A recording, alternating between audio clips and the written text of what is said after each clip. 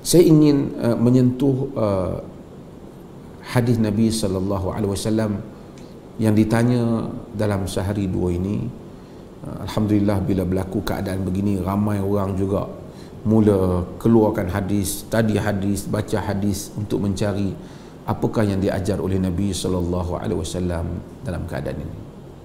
Cuma sebahagian daripada maksud hadis itu memerlukan kita memahami dalam konteks yang betul. Antaranya ialah hadis yang diriwayatkan oleh Aisyah radhiyallahu anha, iaitu isteri Nabi sallallahu alaihi wasallam. Kata Aisyah radhiyallahu anha, "Sa'altu Rasulullah sallallahu alaihi wasallam anit ta'un." Aku bertanya kepada Rasulullah sallallahu alaihi wasallam berhubung dengan ta'un. Ta'un ialah wabak. Mungkin ketika itu orang tak tahulah ta'un ini wabak jenis macam-macam, tapi apabila tengok wabak yang mana kena orang mati, jatuh sakit dan mati, orang sebut sebagai ta'un lah, sebagai wabak. Dalam hadis disebut sebagai ta'un. Okey, dan kita tahu penyakit ta'un ini menyerupai walaupun ada sedikit dari segi jenis virus yang seumpamanya, tetapi kesannya hampir sama dengan apa yang kita lihat. Kata dia, "Sa'altu Rasulullah sallallahu alaihi wasallam anit ta'un." Ini hadis yang sedang disebarkan ini, dan saya ingin mengulas sebahagian daripada makna. Aku tanya Nabi sallallahu alaihi wasallam anit ta'un. Nabi menyatakan, "Innahu 'adzabun yab'athuhu Allahu 'ala man yasha." Dia adalah merupakan azab yang Allah Subhanahu wa taala hantar kepada sesiapa sahaja yang dia kendaki. Wa anna Allah ja'alahu rahmatan lil mu'minin. Dan Allah jadikan ta'un itu rahmat kepada orang mukminin. Ini nak kena dihuraikan dengan konteks yang betul supaya kita tak rasa biarlah kita kena ramai-ramai kena ta'un. Kemudian Nabi kata dalam hadis itu, "Laisa min ahadin yaqa'u ta'unu." Tidak ada seorang pun yang berada di tempat di mana berlaku ta'un. Fayamkuthu fi baladihi. Kemudian dia duduk di dalam negerinya. Baladihi ini di tempat dia lah, di negeri dia ataupun kawasan dia. Cumanya dalam riwayat Imam Ahmad dia kata fayamkuthu fi baitihi, ataupun dia duduk di rumahnya. Ini riwayat Imam Ahmad. Riwayat yang saya baca ini ialah riwayat Imam Al-Bukhari. Riwayat Imam Ahmad dia kata fayamkuthu fi baiti, duduk di rumahnya. Riwayat Imam Al-Bukhari, Imam Bukhari meriwayatkan dua kali hadis ini dalam Sahih Al-Bukhari. Imam Ahmad meriwayatkannya sebanyak 3 kali. Pada riwayat yang kali yang ketiga itu, dia telah menyebut bahawasanya perkataan fi baladihi, di negerinya itu, dengan perkataan fi baitihi, di rumahnya. Fayamkuthu fi baitihi atau fayamkuthu fi baladihi, duduk di negerinya ataupun di rumahnya. Sabiran muhtasiban, dalam keadaan sabar dan mengharapkan pahala ataupun mengharapkan pertolongan Allah Subhanahu wa taala. Ya'lamu annahu la yusibuhu illa ma kataballahu lahu, dalam keadaan dia tahu bahawasanya tidak menimpanya melainkan apa yang Allah Subhanahu wa taala telah catatkan terhadapnya. Illa kana lahu mithlu ajri syahid, melainkan baginya itu seperti pahala orang yang mati syahid. Walaupun dia tak mati syahid, tapi dengan dia sabar itu dia dapat pahala mati syahid. Kita tahu pahala yang paling besar ialah pahala mati syahid. Hadis ini diriwayat seperti mana saya sebut, diriwayatkan oleh Imam Bukhari dalam Sahih, diriwayatkan oleh Imam Ahmad dengan perkataan tadi fayamkuthu fi baitihi, dia tinggal di rumahnya. Diriwayatkan juga hadis ini oleh Ishaq bin Rahuyah atau Rahawai, diriwayat dalam musnadnya, dan diriwayatkan juga oleh tadi Al-Imam An-Nasa'i dalam As-Sunan Al-Kubra. Hadis ini mungkin bila kita baca kita nampak macam kontradik di sudut kalau kita tidak memahaminya. Di mana Nabi kata rahmat, dalam masa yang sama Nabi kita jangan pergi mana, seakan-akan supaya kita tidak keluar daripada kawasan itu Kerana bila kita pergi kawasan lain, mungkin orang lain juga akan kena. Kalau kita fikir, tak apalah orang lain kena, kerana bila orang lain kena, kalau dia mukmin, ia merupakan rahmat. Tentu bukan maksud Nabi SAW sedemikian rupa. Kalau kita lihat kepada ulama-ulama hadis yang lepas, apabila mereka nak syarahkan hadis ni, mereka tertumpu kepada soal apabila satu orang duduk dalam satu negeri itu kena wabak, kemungkinan dia juga kena tapi dia belum kena lagi, dia duduklah dalam rumah dia, kemungkinan selepas itu dia kena, dia redalah dengan ujian Allah Subhanahu Wa Taala. Mereka memfokuskan tentang konsep ataupun makna keredaan, reda terhadap apa yang Allah takdirkan dalam keadaan demikian. Tetapi kita tahu apabila ilmu perubatan itu berkembang, maka kita dapat mengetahui bahawasanya maksud Nabi SAW itu lebih daripada sekadar untuk redha terhadap ujian Allah Subhanahu Wa Taala semata. Nabi SAW kata, apabila taun berlaku pada suatu tempat, orang di tempat itu duduklah di rumahnya. Dia mungkin belum kena taun, tapi Nabi kita duduk di tempatnya. Maksudnya kena baca macam hadis yang diriwayatkan oleh Imam Al-Bukhari yang selalu kita baca, wa idza waqa'a bi ardin wa antum biha fala takhruju minha. Bila berlaku di suatu tempat sedangkan kamu berada di situ, kamu jangan keluar daripadanya. Mengapa Nabi SAW tidak bagi satu orang tu, tak bagi keluar? Bahkan dalam hadis ni Nabi kata duduk di rumah, jangan keluar, dapat sahabat, dapat pahala macam mati syahid. Oh, itu pahala besar. Maksudnya ialah kerana bila kita hari ini, kita juga mungkin tak banyak ilmu seperti ahli perubatan, tapi dengan musim ini banyak maklumat pada zaman media sosial, manusia mengumpulkan berbagai maklumat tentang wabak ni, kita mempunyai pengetahuan yang lebih baik tentang kenapa hal ini.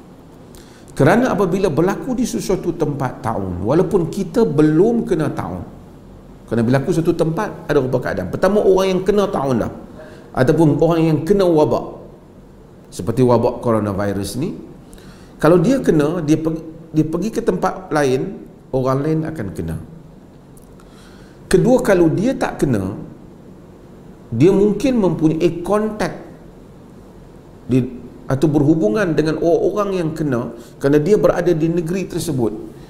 Dalam konteks kita ini, di tempat tersebut, macam kita lihat apa yang berlaku pada jamaah tabligh, kerana mungkin asalnya dia tak kena, tapi dia telah berhubung dengan orang yang kena, akhirnya dia kena. Satu lagi, mungkin dia berhubung dengan orang kena, mungkin kerana antibody-nya kuat, dia tak kena, tapi dia boleh menjadi pembawa virus itu kepada orang lain. Bila dia pergi ke tempat lain, dia sihat, tapi orang lain akan terkena disebabkan dia pembawa virus berkenaan. Sebab itu kita lihat usaha yang dibuat oleh kerajaan-kerajaan dalam seluruh dunia ini ialah cuba memutuskan rangkaian itu, rangkaian penularan virus itu. Dan Nabi SAW kata, fayamkuthu fi baladih, duduk di tempatnya. Dalam riwayat Ahmad tadi, Imam Ahmad tadi, fayamkuthu fi baiti, duduk di rumahnya.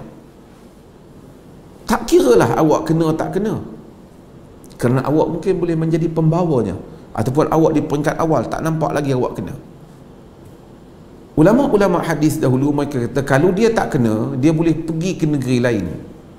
Walaupun ada hadis ni, kerana hadis ni khusus untuk orang yang kena, sebahagian mereka menyebutnya, tapi eloknya dia sabar di situ, kata mereka. Tapi bila kita tahu, kita baca, lihat perkembangan perubatan, ilmu perubatan, akhirnya kita tahu bukan itu maksudnya. Maksudnya ialah, walaupun awak tak kena, kalau awak pergi ke negeri tempat lain, awak telah ada konteks dengan orang yang telah kena, awak mungkin menyebarkan wabak itu ke tempat yang lain. Ini yang disebut oleh Nabi SAW. Dan dengan itu kita akan lihat, inilah i'jaz, ini adalah miracle di dalam hadis-hadis Nabi SAW yang mungkin sebahagian orang dahulu kerana disebabkan perkembangan ilmu pengetahuan mereka tidak mencapai keseluruhan maksud daripada hadis itu. Tetapi apabila ilmu berkembang, manusia mengetahui inilah rahsia di sebalik arahan Nabi SAW, maka Nabi SAW kata duduk di rumah. Macam kita sekarang duduk di rumah, bila kerajaan kata duduk di rumah, kerana dia tak mau supaya tersebar pada kita. Kalau tersebar pada kita, kita seorang tak apa, nanti kita bergaul dengan anak isteri kita, kena anak isteri kita, anak isteri kita bergaul pula dengan orang lain, kena dan kena, rangkaian itu tidak akan terputus dan manusia akan musnah, masyarakat akan musnah, seperti mana yang berlaku di Itali dan seumpama dengannya. Sidang penonton yang dirahmati Allah, bila kita lihat hadis yang seperti ini, kita tahu ini adalah wahyu daripada Allah Subhanahu wa taala. Sabiran, Nabi kata duduk dengan keadaan sabar di rumah. Muhtasiban, harapkan pahala daripada Allah. Sebahagian surah mengatakan harapkan kesembuhan daripada Allah. Kemudian Nabi kata, ya'lamu annahu la yusibuhu illa ma kataballahu lahu. Naklah dia tahu tidak akan menimpanya melainkan apa yang Allah tetapkan untuknya. Sedang penonton yang dirahmati Allah, bila dia duduk di rumah dia ataupun di negeri dia, dia tak keluar, katakanlah dia belum kena. Kalau dia lari, kata dia memang belum kena, dia lari, kemungkinan dia tak kena. Tapi kemungkinan dia sudah kena, dia bawa kepada orang lain. Demi untuk menjaga supaya penyakit itu tak tersebar, dia telah mengorbankan dirinya yang belum pasti kena ataupun tidak. Zaman dahulu tidak ada saringan untuk tahu dia adalah positif ataupun negatif daripada wabak ni. Zaman dahulu tak ada. Jadi dia tak pergi ke mana-mana. Walaupun kalau dia lari, nampaknya mungkin dia dapat selamat daripada kesan kawasannya diserang taun ataupun diserang wabak. Tapi dia duduk di situ, sabar. Tujuannya apa? Nabi tak sebut tujuannya, tapi akhirnya kita tahu supaya ia tak tersebar pada orang lain. Sebab itu Nabi SAW kata dapat pahala mati syahid, kerana orang yang syahid tu berjuang untuk menyelamatkan orang lain. Tapi bila duduk di rumah, akal kita akan fikir, kalau aku lari, mungkin aku keluar, mungkin selamat. Pada zaman dulu, kenapa aku duduk di sini, dah penduduk sini duduk kan? Hadis Nabi suruh duduk pula. Kerana bila duduk dalam keadaan demikian, dia kena doa kepada Allah. Dia kena tahu bahawa kalau Allah mahu, dia tak kena, walaupun dia duduk dalam kawasan wabak. Kerana manusia ini di samping usaha dia, hendaklah dia bergantung pada Allah. Bergantung pada Allah saja tanpa usaha tak boleh, kena gabung dua-dua. Tapi apabila keadaan yang berlaku pada seorang yang duduk dalam kawasan wabak, dia bagaikan tak ada lah. Kerana dia tak boleh keluar, zaman itu tak adalah proses saringan, proses-proses ini semua. Maka dia duduk di tempat dia, seakan-akan yang tinggal untuk dia hanyalah tawakalnya kepada Allah Azza wa Jalla. Maka dengan itu, dia hendaklah meyakini, walaupun sudah hilang ikhtiarnya, kerana dia duduk dalam kawasan wabak, tapi jika Allah Subhanahu wa ta'ala menghendaki, wabak itu tidak akan kena kepadanya. Maka Allah Subhanahu wa ta'ala, kata Nabi SAW, akan baginya itu pahala orang mati syahid. Sidang penonton yang dirahmati Allah, maka dengan itu kita faham hadis Nabi SAW ini. Dan hadis ini disebarkan, orang tanya adakah kena duduk di rumah, itu termasuk duduk di rumah tu dalam keadaan kita sabar, kerana nak mengelakkan bukan soal diri kita saja, fikir kerana supaya tak tersebar pada orang lain. Maka mudah-mudahan Allah bagikan pahala kita syahid itu, jika kita benar-benar melakukannya kerana Allah Subhanahu wa ta'ala. Kerana apa? Manusia Muslim ni dia tak hidup untuk dirinya saja, dia hidup untuk dirinya. Hablum minallah wa hablum minan nas, hubungan dengan Allah dan hubungan manusia untuk kemanusiaan. Dia sabar, tak payahlah keluar. Walaupun kadang-kadang saya tahu ada orang rumahnya tidaklah begitu luas, boring duduk di rumah lama-lama, membosankan. Kadang-kadang keadaan dalam rumah juga bukanlah begitu selesa. Tetapi demi kemanusiaan bersama, demi untuk menyelamatkan kepentingan awam, maka kita lakukanlah tugas-tugas yang seperti ini yang telah diperintahkan oleh kita, kepada kita.